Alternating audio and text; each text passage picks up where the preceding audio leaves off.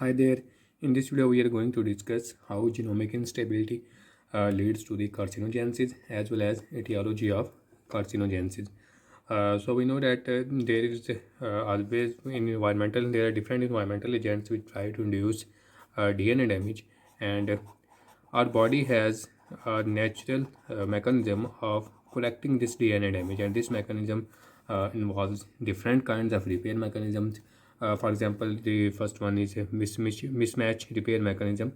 It is basically supposedly if there is a we know that adenine binds with thymine and guanine binds with cytosine. However, if somehow guanine comes in the place of adenine and guanine binds with thymine and GT bond is formed, it will be recognized as a mismatch, and then mismatch repair mechanism of DNA repair becomes active, and it leads to the correction of this defect. However, if this mismatch repair mechanism is defected, it can lead to the hereditary non-polyposis colorectal carcinoma, which is due to genomic instability caused by mismatch repair mechanism defect. Moreover, microstillate instability can also lead to the this carcinoma or HNPCC. This is basically microstillate are basically DNA sequences which are conserved in the cell divisions. However, if there is a mutation, they are not conserved and they can lead to the development of carcinogenesis. We need not to delve into much details of these topics. We just have an overview of these topics. Moreover, there is axion repair mechanism. What happens in axion repair? If there are two pyrimidines and ultraviolet rays induce a defect and lead to the pyrimidine fusion. For example, thymine binds with thymine and produces thymine dimer, and this thymine dimer is a defect which is it is repaired by axial repair mechanism. What this mechanism do? It excises this dimer and corrects the fault, and this defect in this repair mechanism lead to the xeroderma pigmentosa, in which there is not this defect is not corrected, that it due to the carcinogenesis. Moreover, there is also homologous recombination repair mechanism. It is basically an extensive mechanism. We need not to go into the details of this mechanism. It is commonly seen in the Bloom syndrome, which causes different developmental effects, rash and so on, ataxia, telangiectasia, which is characterized by cerebral defect and ataxic changes, and Fanconi anemia, which is also characterized by bone marrow defects and anemia and so on. Homologous recombination repair defect is seen in these three disorders primarily, and it can also lead to the carcinogenesis. So, in normal human cells avoid the carcinogenesis due to DNA repair mechanism. When there is DNA damage, DNA repair mechanism become active and correct the defect. However, if repair mechanism are defected in some way or other, it increases the risk of carcinogenesis. Moreover, homologous recombination repair mechanism defect also arises in BRCA1 and BRCA2 mutations, which can lead to the breast cancer, ovarian cancer, endometrial cancer, and so on. Genomic instability or genomic defects also lead to the lymphoid cancer. For example, RAG1 and RAG2 gene, these are basically involved in the assembly of the immunoglobulins, and also the receptors of leukocytes. However, their defects also lead to the lymphoid carcinomas, and there is also an enzyme which is cytosine activity deaminase, and its defect also lead to the development of lymphoid cancers. So just a brief overview is enough for these topics. Next we move towards the etiology of cancer. So genomic instability, however, can also be included in etiology. However, etiology of cancer includes chemical carcinogens, radiation, as well as microbes. So these chemical carcinogens are chemical agents which lead to the mutation and then lead to development of cancer. So you should remember that mutation is basically you can say essential condition for development of cancer. So these chemical carcinogens can be direct acting as well as indirect acting. So what are direct acting? Direct acting are basically those which need not to be activated. They need no activation needed to cause cancer. So these include basically alkylating agents, and indirectly acting include polycyclic hydrocarbons, which include benzopyrenes, tobacco, coal, smoked meat, fish, etc. They are found from these sources, benzopyrene basically, and this benzopyrene is activated and converted to epoxide, which bonds with DNA and form covalent adducts, and it lead to the mutation and lead to the carcinogenesis. Moreover, aromatic amines, including azo dyes, The example of these aromatic amines is beta-naphthylamine, which is found in basically aniline dye as well as rubber industry. It can lead to the bladder carcinoma.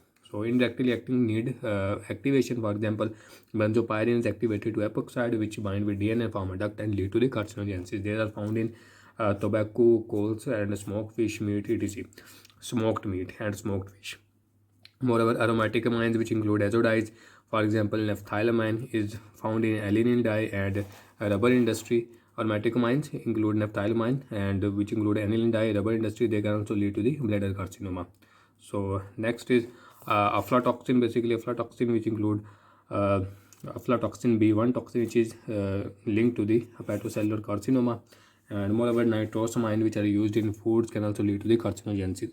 So in this here we have discussed chemical carcinogen which include direct and indirect. Direct does not need any activation, indirect need activation. Direct acting include alkylating agent, for example these are anti-cancer drugs which include cyclophosphamide and so on, and indirectly acting include polycyclic aromatic hydrocarbon, for example benzopyrene, which is found in tobacco, coal, and it is also found in smoked meat and smoked fish. It is activated to epoxide which bond with DNA and form covalent products and lead to the carcinogenesis. Moreover, aromatic amines are azodides which include naphthylamine, which is found in aniline dye and rubber industry. It can lead to the bladder carcinoma. So it was about chemical carcinogens. Moreover, chemical carcinogens need a promoter to lead to the carcinogenic changes. Basically, chemical carcinogen itself is mutagenic. It induces mutation. However, promoter is not mutagenic. It is not mutagenic. However, it amplifies the response of carcinogen. For example, a cell came and it is defected by mutagenic agent. So what happens next? Promoter exposure, which include esters, phenols, hormones, and certain drugs.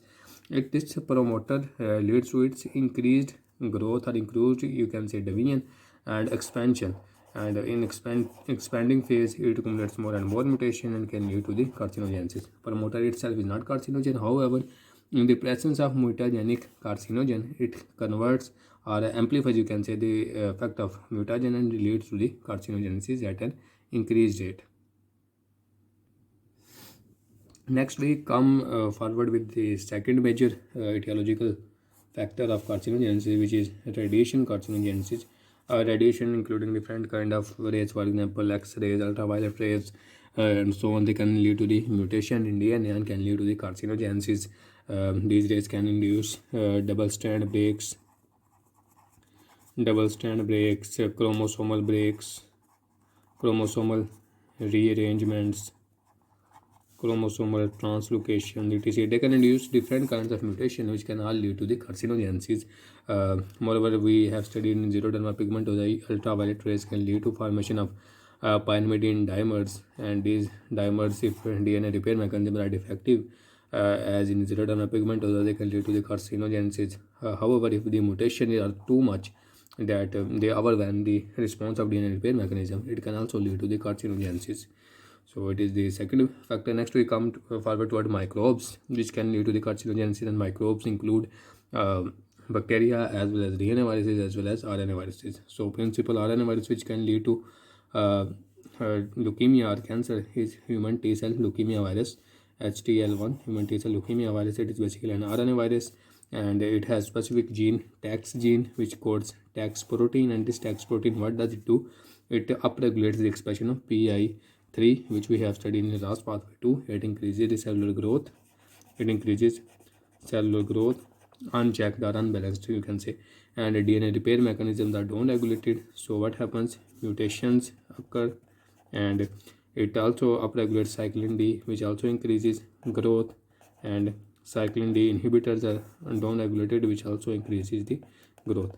So overall effect of the human T cell leukemia virus is it has a protein, TAX protein, which is encoded by TAX gene, and it upregulates cellular growth by hampering these checkpoints on the cellular growth. PI3 is upregulated, DNA repair mechanism down-regulated, cyclin D is upregulated, and cyclin D kinase inhibitor are down-regulated. All these factors contribute to the cellular growth. Next, we move toward the human papillomavirus. It is basically a low risk. It has a low risk and high risk subtypes, and it is basically a DNA virus. It codes two major proteins which can lead to oncogenesis. One is A6 protein and other one is E7 protein. These proteins are basically involved in carcinogenesis and plays principal role here. So what happens? A6 protein basically degrades P53, which is the product of TP53 gene, which is tumor suppressor gene, and it also upregulated telomerase. So when TP53 is degraded, what happens? Tumor suppressing effect is lost, and it leads to increased cellular growth and increased mutation and increased tumor production. And increased telomerase expression also gives the immortality or limitless replicative potential to the cell, which is basically a hallmark of cancer.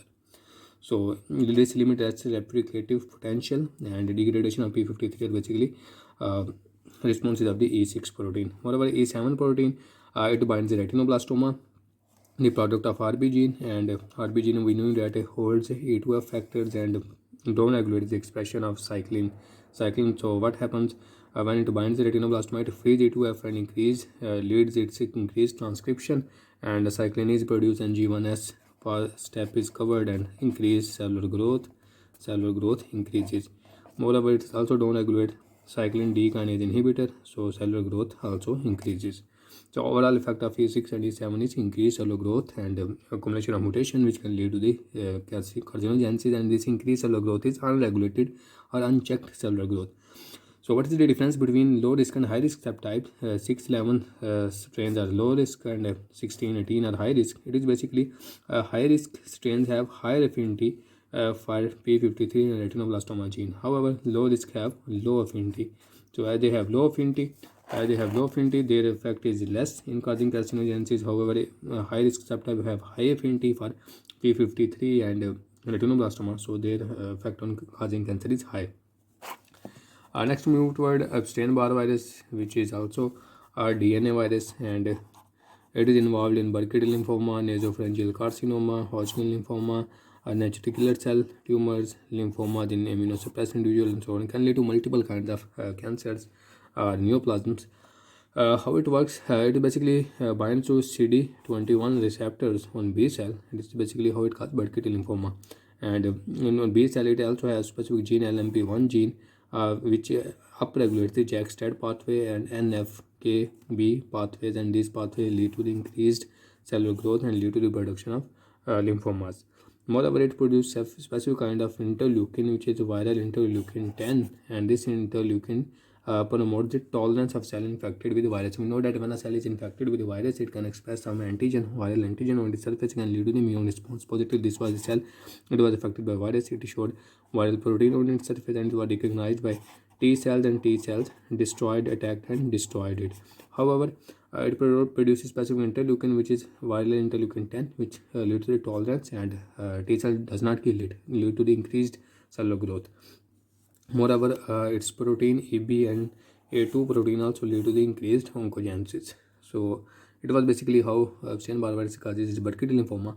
It is binding to CD21 receptor, and its gene LMP1 gene leads to the increased upregulation of JAK-STAT pathway and NFKB beta pathway, and its interleukin 10 leads to the tolerance of viral infected cell, and its protein AB and A2 protein also upregulates the expression of several oncogenes, which lead to the carcinogenesis. Next, we move to other two DNA viruses, which are hepatitis B and hepatitis C virus, which can also lead to the carcinogenesis. They basically induce carcinogenesis by chronic inflammation. They induce chronic inflammation in liver, and when there is chronic inflammation and destruction of hepatocytes, they also try to regenerate, and regeneration and destruction go side by side. Moreover, in this process, reactive oxygen species are also produced, which are also mutagenic. So chronic inflammation, regeneration, and reactive oxygen species, they can all contribute towards carcinogenesis in chronic hepatitis B and C cases, and it leads to the hepatocellular carcinoma HCC, which is almost always linked with hepatitis B and C exposure.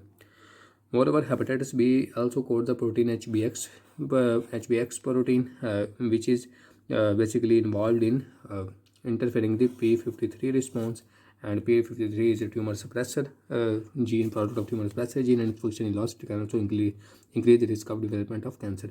Moreover, hepatitis C core protein also lead to the hepatocellular carcinoma by interfering with tumor suppressor genes and oncogenes and so on. Next, only bacteria which is included in carcinogenic bacteria is basically H. pylori. These were previously we have discussed virus including human T-cell leukemia virus, Epstein-Barr virus, human papilloma virus, and hepatitis B, C virus. Now we move toward bacteria which can cause cancer. Bacteria basically H. pylori is the bacteria which can lead to the carcinogenesis, can lead to the gastric adenocarcinoma, as well as lymphoma, which is called maltoma, gastric lymphoma, maltoma you can say. So gastric adenocarcinoma is basically involved the same you can say mechanism. There is a chronic it induces gastritis in inflammation of the stomach you can say. And when there is chronic inflammation, regeneration, irritation, and reactive oxygen species can lead to the carcinogenesis, as was in hepatitis B and C. Chronic inflammation, regeneration, and reactive oxygen species also contribute to the carcinogenesis. In case of H. pylori, chronic gastritis, it lead to gastric adenocarcinoma. Moreover, it has specific gene you can say SAG-A, which can also lead to the development of gastric adenocarcinoma. This gene is present in the pathogenicity inland, which is a specific region in its genome. Moreover, it can also lead to the maltoma, which is basically lymphoid cell tumor, and it is when cells are infected by H. pylori, there is increased T cell response, and this increased T cell response also lead to the increased B cell activation and proliferation, and this B cell proliferation can lead to the development of maltoma. So it was basically an overview of different carcinogenic agents. This maltoma, H. pylori induced maltoma, is basically initially polyclonal, and when there are more and more mutation, it becomes monoclonal, and it is the type of cancer you can say which responds to the antibiotics. So it was all about today's lecture. Thank you.